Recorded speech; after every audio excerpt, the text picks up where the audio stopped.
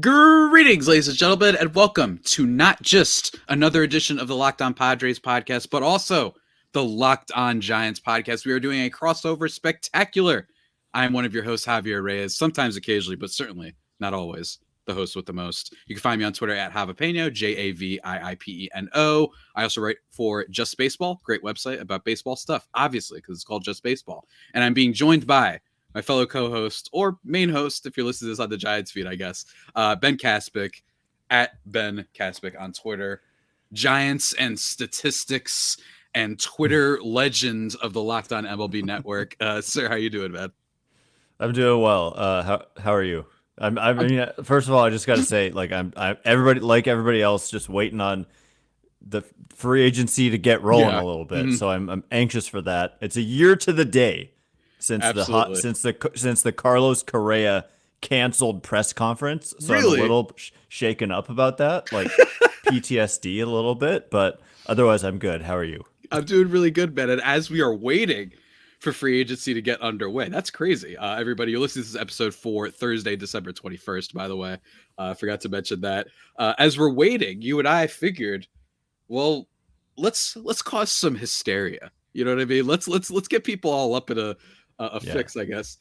We are talking today primarily about Ha-Seong Kim. And if you clicked on the video, you know that because we want to talk about potential trade ideas with Ha-Seong Kim, whether it makes sense for both teams, especially for the Padres, considering that for the Padres' perspective, Ha-Seong Kim is one of the only things that went well last year for the team, frankly. So it's going to be interesting, and I imagine I will get some mean comments. But ladies and gentlemen, also, today's episode, I must let you know, is brought to you by FanDuel. Make every moment more right now. New customers get 150 buckaroos and bonus bets with any winning $5 money line bet.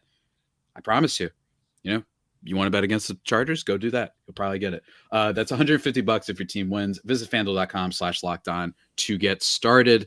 And to get started with today's show, I'm going to lead with the Padres perspective because I think that that's the one that will have the most what type of reaction to it when you see this video. Why would the Padres trade Ha-Seong Kim? This is a guy who last year, like I said, was one of the best things that happened for the team. He increased basically across the board in basically every respect. And I'm not just talking about like the fantasy baseball stats. Although that being said, low-key had 38 stolen bases last year. It's like the quietest stolen base machine that I could remember of last year. 17 home runs as well, career high for his MLB career.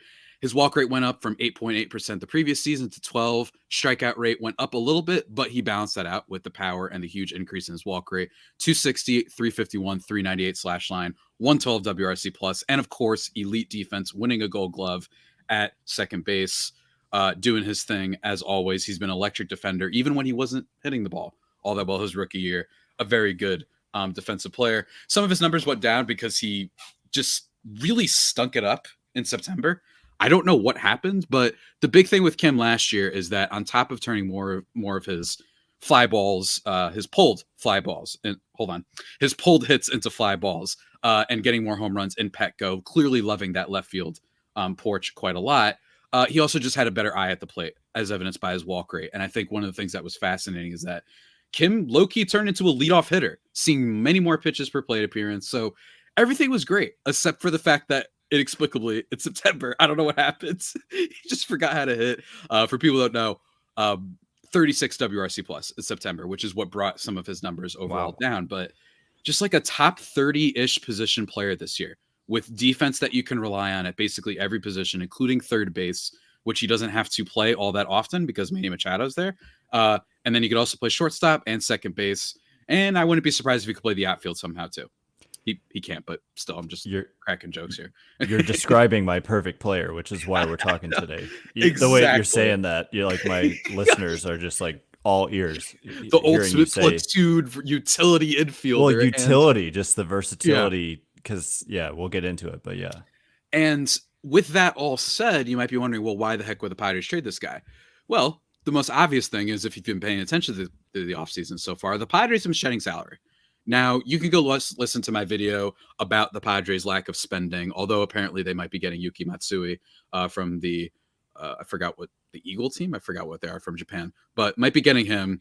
Even still, the Padres have been shedding salary. They obviously traded away Juan Soto. They got rid of Matt Carpenter.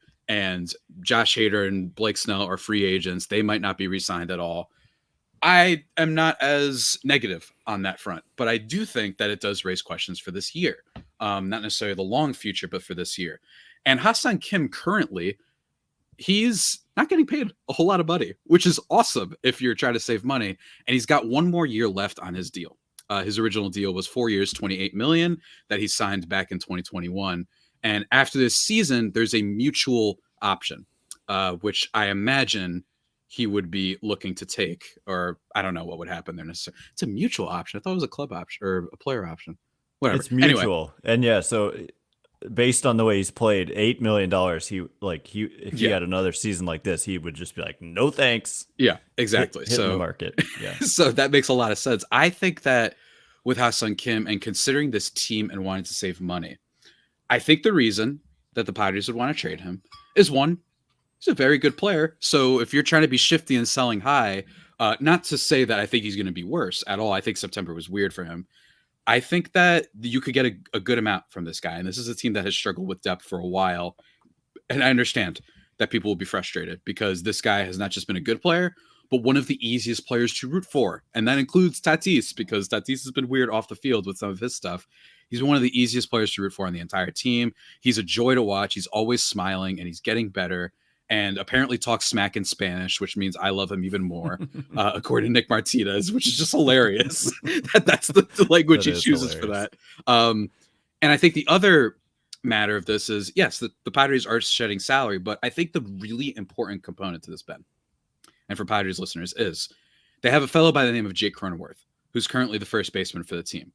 And Jake Cronenworth, while he was bad last year and he was hurt, as a second baseman, this is a guy that was top 5 in FWAR ever since the 2020 season, before last year.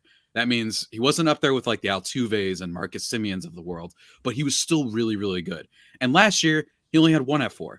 And part of that is because his numbers, when you put them up to what you're supposed to get out of a first baseman, and you don't get the stuff that you get from being a great defensive player, which Cronenworth has shown oftentimes that he is particularly at second base, it's going to go down. So unless Cronenworth hits the way he hit in 2020, which is like a 126 WRC plus guy, then even that at first base isn't going to be great because he doesn't have all the power.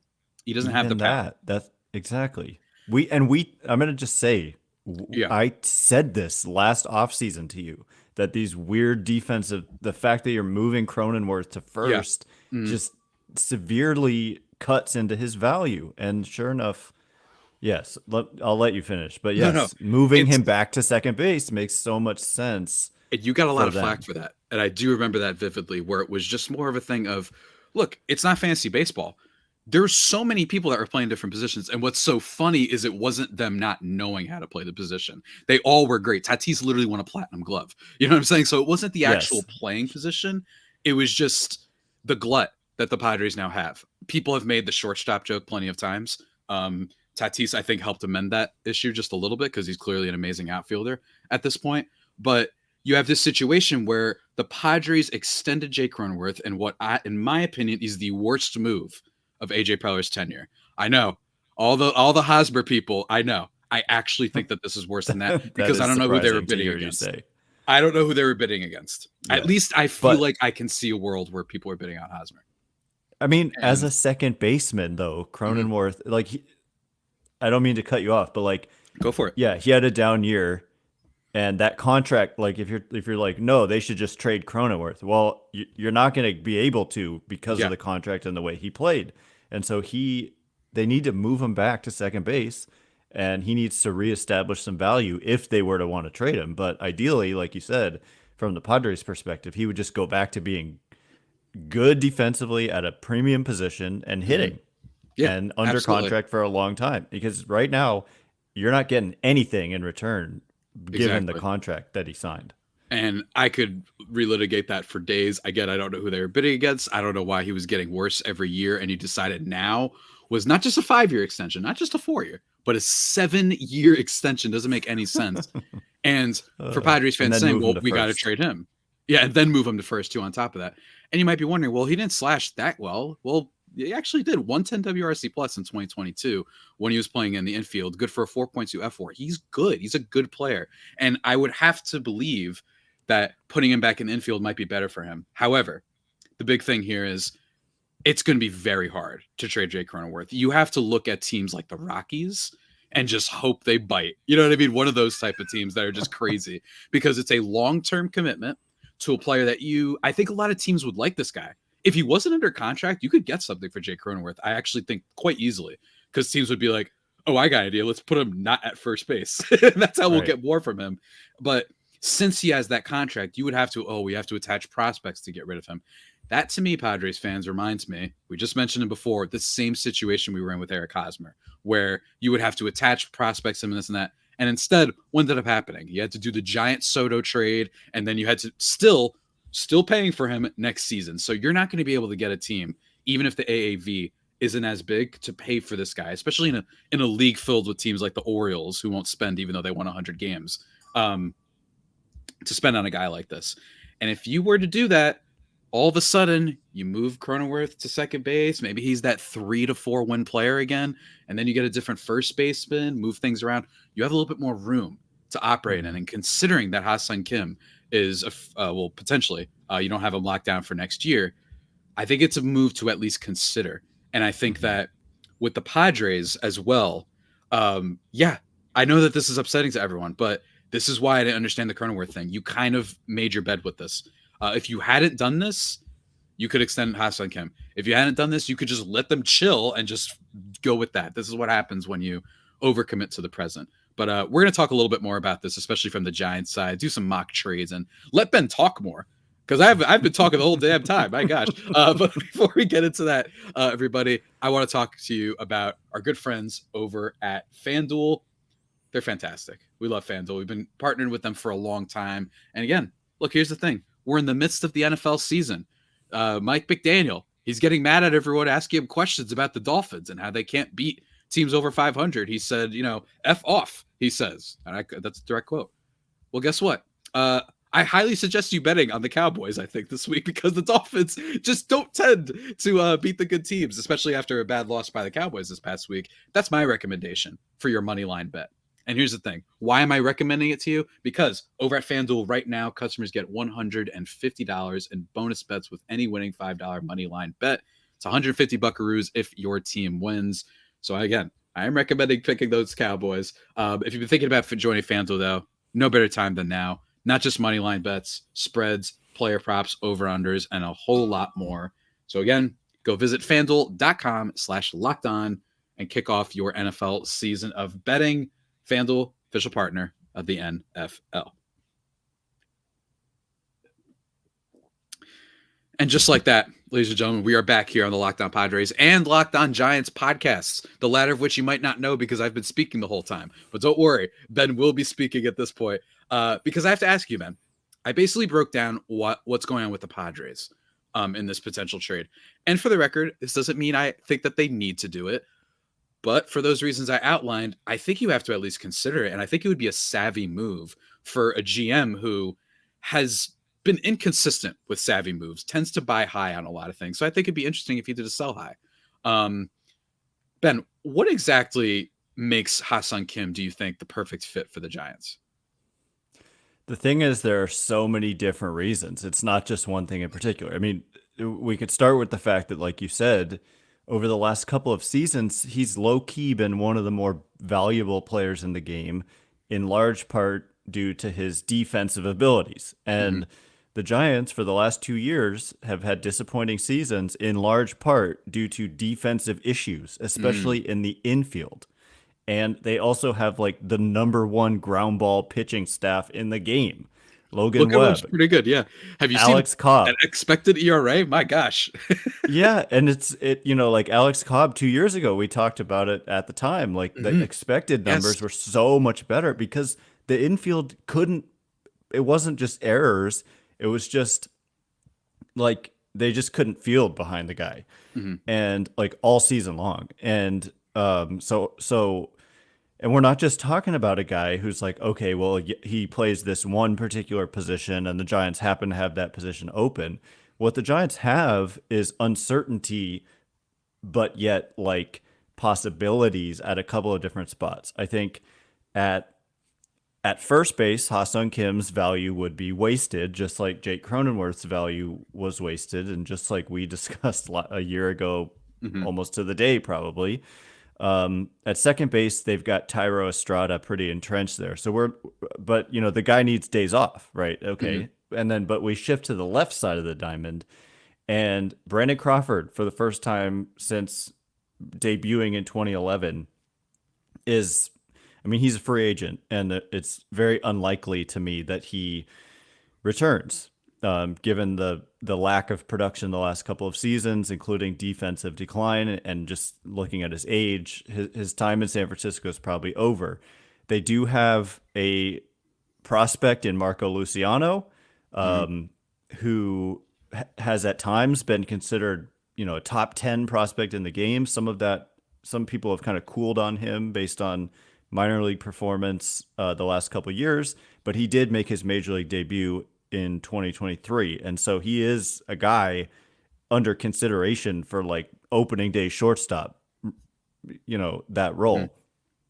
But at the same time, you don't want to overplay your hand there and put all your eggs in the basket of a prospect who may not pan out. I mean, what if the guy like completely struggles out of the gates and that's your plan and you've got no alternative? No, they've been vocal about their need for some insurance at that position.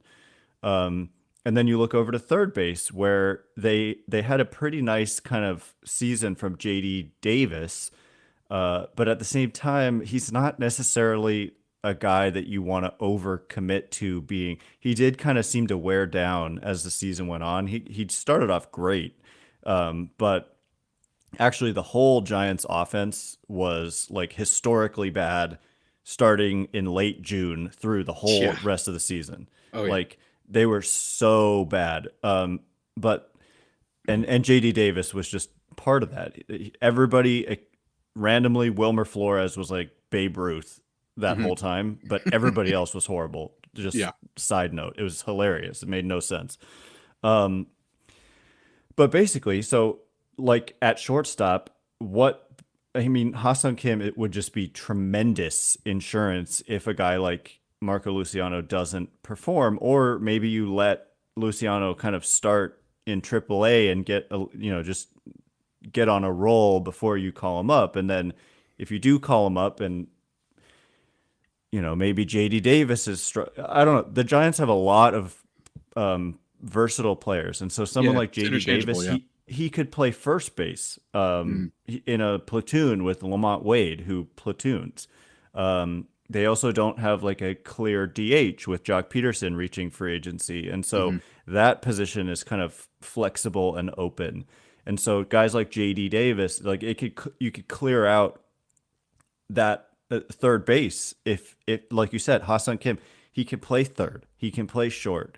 If Tyro Estrada were to go down like he did, he fractured his hand this season and missed a month, and they tried guys from their minor league system and it just didn't go well, and that was part of their collapse was when certain guys went down, the guys that they had filling in didn't do a good job. And so anyway, just having a versatile player in a 162 game season who can give you elite defense at these premium infield positions would just be, I mean, now, I'm actually remembering outfield, I think, was more actually of a problem defensively Hmm. this season, but Yeah. nonetheless, like getting an elite defender, uh, the Giants just need to improve their defense because it just hasn't done them any favors the last couple of years overall. Um, and plus, Kim thrived, like you mentioned, the last couple of years. And who was his manager? It was Bob Melvin, Yeah. right? And now Bob Melvin is the I was manager of waiting the for you to bring Giants. that up. Yeah. And not only that, I could keep going. The Giants just signed Jung Hoo Lee out of Hmm. Korea for $113 million. Hmm. And Lee and Kim are friends. And Lee just said he hopes to play with Ha-Seong Kim. And Kim told him, "You're going to be playing for a great manager in Bob Melvin." And so there's just so many reasons Steve that Bob. this makes sense Hmm. from the Giants' perspective. And then like you mentioned, like it's kind of complicated from the Padres perspective, but like you said, it's not like they must trade Ha-Seong Kim, but Yeah. it's for all the reasons you mentioned, I agree with you 100% just by saying it's worth considering. Yeah. And so there you have it. I think there's the potential for a deal. The question is, do the teams see it that way, and would they deal Hmm. with each other given that they're division rivals, et cetera, et cetera? And so that's what I'm interested to kind of get into next. Is like, what would the Padres be looking for specifically? But I mean, we've seen it from the other side as Giants fans, all the smiling and my God, like from the minute Kim showed up, his defensive ability, Yeah. he's one of the better like infield defenders I've ever seen. Like just It's amazing. the way that he fields and the way that he throws, The release is just amazing. Yeah.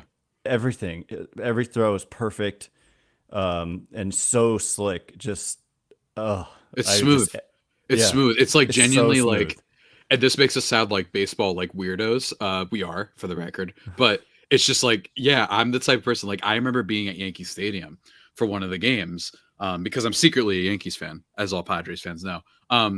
That I remember watching that, and like it was just a great diving play, and seeing the speed with which he throws. I don't think that he's necessarily the guy with the biggest arm strength in the entire league. Not that that No, always matters, but it's clearly does not for him, because the way he releases the ball, gets rid of it quickly, he gets in position, and again, he could play second and short, and he could also be a leadoff hitter, as I illustrated in the first segment.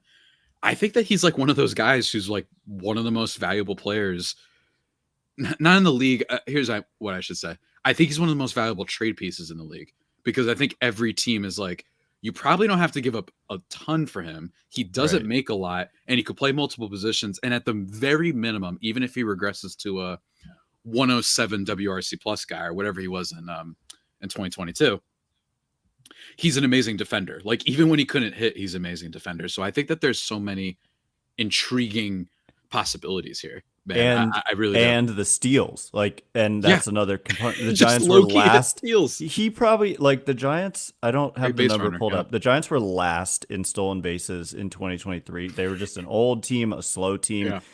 He may have had the Giants had as a team 57 steals last year. My The God. next closest team had 72.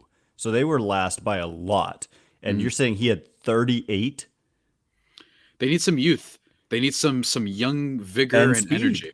And speed is one of Yes. those areas. And I think that Yes. for them, the real question is going to be also like, what would a trade package look like, and Right. how would this necessarily come afloat? Because it's hard to do in division trades. Heck, if the Yankees and Red Sox could do it, then so could the Giants and Padres. You know what I mean? True. So we're going to talk about True. that in just a second, guys. But before we do that, just take a second to listen to a word from some of our sponsors. Mm. And just like that, ladies and gentlemen, just back in a snap, just like that, we are back talking Ha-Seong Kim here on the Locked On Padres and Locked On Giants podcasts. Ben, from my perspective, let's just jump right into it. Let's do this. We've been talking long enough. I think that what the Padres need is pitching and outfield. So I don't think that it has to be giant people either. Yesterday, if anybody wants to go check out, I did my low end under the radar targets. I talked about some bullpen guys like Kane and Milton and Jordan Hicks and et cetera, et cetera. Dylan Floro, I think, is another one. Starting pitchers like James Paxton. But all that aside, I think that the Giants could potentially have that. Before we do that, though, I want to selfishly ask for one of my boys. There's two people that the Giants have had. One of them more recently, but another one they've had for a decent amount of time that I've been randomly obsessed with. That was Alex Wood. I don't know why. I'm just so convinced this is a 3-win pitcher. I just don't know what year it will be. I will take that with me to the grave. But anyway, He's a free agent, by the way, I so know you he's a could free just agent. sign him. I Yeah, know, yeah. I know, Take I him, know. please. And then with, yeah, I know he was not good Giants last fans, year. oh He my was gosh, not good. Giants fans are like, oh my god, please, please let him join the Padres. Maybe it was like maybe I'm doing like osmosis like Anthony Disclafani. I'm like, I have this vibe that for some reason Alex Wood can be just like that because he pitched They, next to him. I don't know. I mean, they I were can't defend both this take. really good in 2021 for the Yeah, Giants, like I really can't. good. I And can't fully defend this take, but whatever. The other okay, player is Michael Conforto, who hmm I've been obsessed with. I just now he wasn't amazing for the Giants last year. He flirted with some moments, but just for the record, his numbers last year, let me see if I can pull this up. He had a 100 WRC plus exactly and 15 home runs, which was quite off from what he usually did. This is a guy who's hit upwards of 30 before, 28 a couple times, been a really good power hitter with good plate discipline. Did not happen that first year. Would Michael Conforto at all be a player that the Giants would be willing to give up? Because I think that with the Padres having dealt not just Wanso, but also Trent Grisham and having a lot of unproven, although intriguing talent with guys like Jacob Marcy and Jackson Merrill as their kind of farm system guys, would Michael Conforto at all be a player that could come to be my beloved, my guy that I'm convinced is like a 7-win player for some reason? I mean, Javi, Oh, man. 100%, 100%, yes, because, and this is, it just, this trade makes too much sense. Like this pairing of these two teams makes too much sense because the Giants have 9 outfielders on their 40-man roster, and Yeah. almost all of them are like guys with like who have been in the major leagues. Like either obviously guys like Conforto and Haniger, Yastrzemski, Slater, but then like younger guys in the form of Wade Meckler and Luis Matos, who's considered a good prospect. They just signed Jung-Hoo Lee, like I said, for 113 million. I'm not sure I mentioned Haniger as well, and so plus they, like I mentioned, versatility. Lamont Wade was an outfielder for a couple years and has historically played outfield quite a bit. Tyro Estrada has played some outfield. Brett Wisely, Blake Sable, who was like a catcher and an outfielder. So they are flooded with outfielders, and so 100%, like they can, if Conforto's the guy that AJ Preller wants, it's doable. Like they need to reduce from their outfield mix. Like I think that I don't want to say have to, but it would make a lot of sense to trade an outfielder. And I think that the Yastrzemski and Slater kind of pairing as a platoon is a really good one. And then you've got Jung-Hoo Lee's going to be like an everyday center fielder. You don't pay a guy $113 million Yeah. to platoon. And then you've got basically one more spot, and you've got Conforto. You've also got Haniger. You've got the Yeah. DH spot, but like I said, Wilmer Flores was like exceptional for the Giants last year, and he doesn't really have a spot unless he's platooning. Anyway, it gets complicated with all their versatility, but absolutely Conforto or any of the other outfielders I just named. Plus, they happen to be deep in young pitching as well, and so you could pair. And I don't know about. I read somewhere today that the Padres were possibly seeking catching depth, but Joey Bart probably just lost his Yeah. role with the Giants. Former top prospect, maybe a guy worth kind of taking a flyer on there because the Giants have Patrick Bailey, who Yeah. emerged as a stud, and then they just signed Tom Murphy to a multi-year contract. And so the Yeah. writing is on the wall for Bart. I don't know if there's interest there for the Padres, but young pitching, outfield, and Joey Bart, those are kind of the guys, the groups of guys that are most likely to be dealt in any deal for, because their Giants are probably going to trade for someone who can play shortstop, whether it's Yeah. Kim or somebody else, and that's who's available. Or you maybe could sign Tim Anderson. Take a flyer on that guy. I mean, They've been there's pretty clear flyers like out that there, man. that the intention is like to trade for Okay. because they don't want Tim Anderson. Like, I just he think had Tim such a Anderson. bad year, man. Tim Anderson fills my so bad, but it does. I don't believe it box. I'm like, this is, Yeah. you don't decline by 50 points randomly one year. Like, I don't know if he's a good player, but it has to be better than what he did last year. That's why I'm kind of high Yeah. on Tim Anderson. But Padres don't need him, Kim is obviously, but good. I think that what they want is someone who's actually like just currently good because they and the have floor is higher too. enough.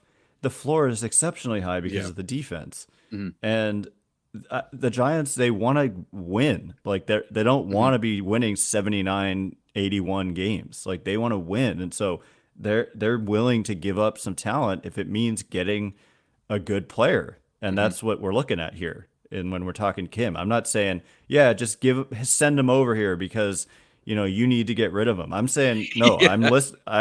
We Yeah. realize this is a good player, and we're willing to give you fair value for it because it makes so much sense for our roster. That's the situation. I'm in on Conforto. I would almost do this straight up for him. Now that's because Oh, I have a little done. bit of a bias because I just think Michael Conforto. I promise you, I smell it. Know it's still in there, man. He just had a weird year and he came off of an injuries, guys. I'm It's all in true. on Michael Conforto, but I imagine something else would be involved since at the present moment, Ha-Seong Kim infinitely better of a player than Michael Conforto just based on last year, And obviously. Even if cheaper. you just go and cheaper and all that stuff, so that would depend. That's where it might not line up, is if you are trading him and paying a little bit more for Michael Conforto. I wouldn't see that. I don't know what Lamont Wade is getting paid, but Like that's where it three gets a little bit million different bucks. because that would be a big win for the Padres. But he's also much better and was discount Juan Soto for not the whole year, but a good portion of the Giants season before It's their true. offense hit a run. He was like Everybody a 400 on base collapsed. guy. Yeah. Yeah. So that's why I think it happened. But otherwise, it would be for depth pieces. I don't think the Giants necessarily have any farm system pieces that the Padres would covet all that much. But if you have relievers, if you have an outfielder you throw in there, I think that could make a lot of sense for the Padres and potentially allow you to then. The key here is not just getting a Michael Conforto player. It is also, what if this helps you unlock Cronenworth, because you're not doing anything with him. You're not. Hmm. Like, I'm sorry to break it to you guys, you can't. If this was a 3-year deal, sure.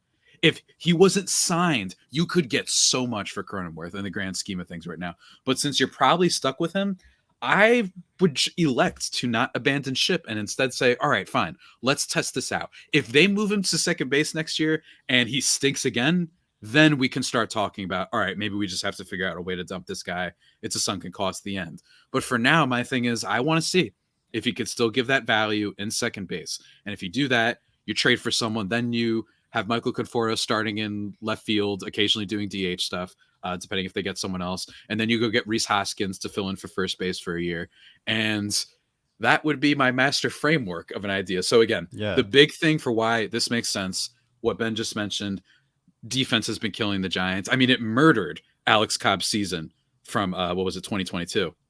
Yeah. I mean, if you look at that guy's numbers, first of all, I don't like using WAR for pitchers as much as other stats, but 3.7 WAR that year, because his FIP and XFIP were just below in the basement, right?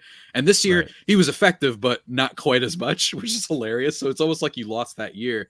And Logan Right. Webb is just a strikeout dude who I believe among like the top pitchers has like the highest ground ball rate in the league. And that Yes. would be conducive to Kim's skill set. So it really fits there. And then for the Padres, it's not just for some potential, what rumored is backup catcher help, whatever. I think Higashioka is fine as their backup catcher, but also some potential outfield help that we don't put as much pressure to have your Jacob Marcy prospect or Jackson Merrill prospect. And instead you bring in my beloved Michael Conforto, hit 30 home runs for you. And then more importantly, the last part is the Cronenworth move. Yeah.